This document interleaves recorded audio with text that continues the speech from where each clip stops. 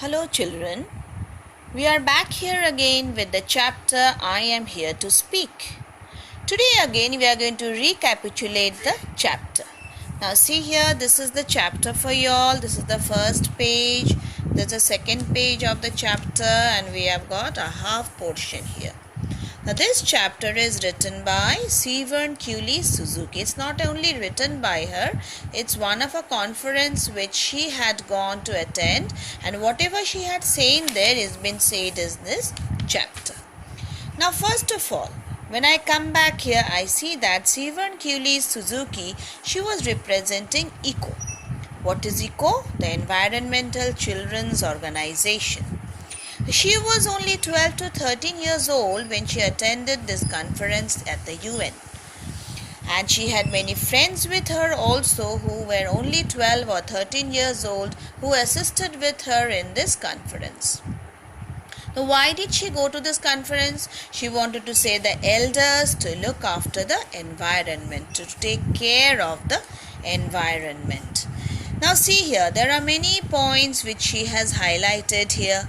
She says that losing our environment is not like losing an election or a stock market. Now why is it so? Losing an election or a stock market is a short span of time loss for us. But losing our environment is a loss which we cannot recover. It's a loss for the total generations coming up. Now next what she says is we should look after the starving children around the world. There are children who live on the street who have got no food, no shelter. So we being the human beings of this total world, we should look after all these children living in the world. Next, Severn has talked about the countless animals who are dying across the planet. Why are they dying? They have got less food to eat. They have got no places to stay. We are cutting away the jungles. We are taking away their places to live. So, these animals, they are slowly going extinct. Next, she highlights about the holes in the ozone layer. Why are these holes there? We are all concerned about it. You all know that we are getting sick because of the holes in the ozone layer. Why is it so? Because there are various chemicals in the atmosphere which we have got no answer to it. Why is it happening? Why are these chemicals there? This is due to the pollution which is being created by us. Due to the vehicles, due to the machineries which are being run, the chemicals are getting extracted and the atmosphere is getting polluted. Now next she says here in this passage that she used to go with her dad to Vancouver for fishing. There were lakes and ponds full of fishes there. Now next, after that we find that she says that nowadays the lakes and ponds in Vancouver are getting emptied because the fishes there are full of cancer. The fishes are getting polluted, the water is getting polluted. The fishes are getting infected with the pollution there. So we all find that this is happening due to the atmospheric pollution which is being created. Next you find that Severn says that she has been dreaming of the wild animals, herds of wild animals and the jungles there. She dreams about birds and butterflies in the forests. Why is it so? Because she knows that the atmosphere is getting so polluted that a day might come when there might be no jungles left. We are cutting away all the trees and all.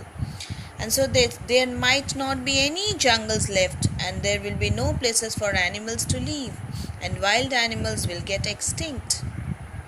But now she says that we are all worried about it.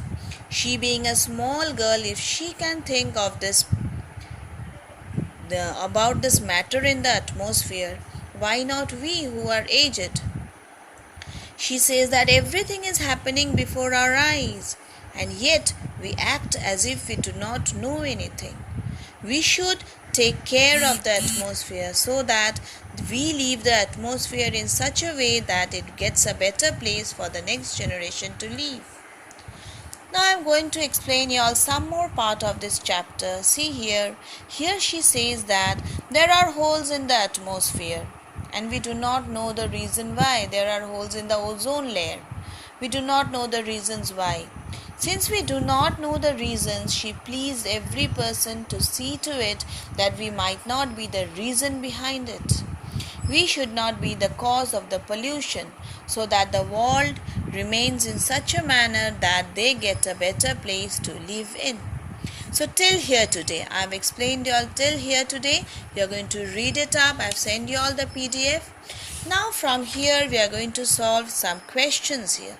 Just see the first question in your reference to the context. Coming up here today, I have no hidden agenda. I am fighting for my future. Now, who is the speaker in these lines? You all know it. It's Sivan Kyuli Suzuki who is the speaker. What does she mean by hidden agenda? What is it so? Hidden agenda means actually a secret motive. So she had no secret motive there. Her motive was not hidden. It was known by everybody. What was it? To save the atmosphere. Question number 2 here. Losing my future is not like losing an election or a few points on the stock market. How is it so? What future is the person telling us about? What is she telling us about? She's telling us about the future of the generations to come. She's telling us about the future of the small children who are growing up now. The next question. Now is it different from losing an election or a stock market? What do you say? Yes, it's so. I told you all beforehand. It's different from losing an election or a stock market. Why? Because losing an election or a stock market is a loss for a short span of time. But losing our environment is a loss for the whole generation to come. So we have done 1 and 2 here. 3 and 4 we will be doing later on. Okay?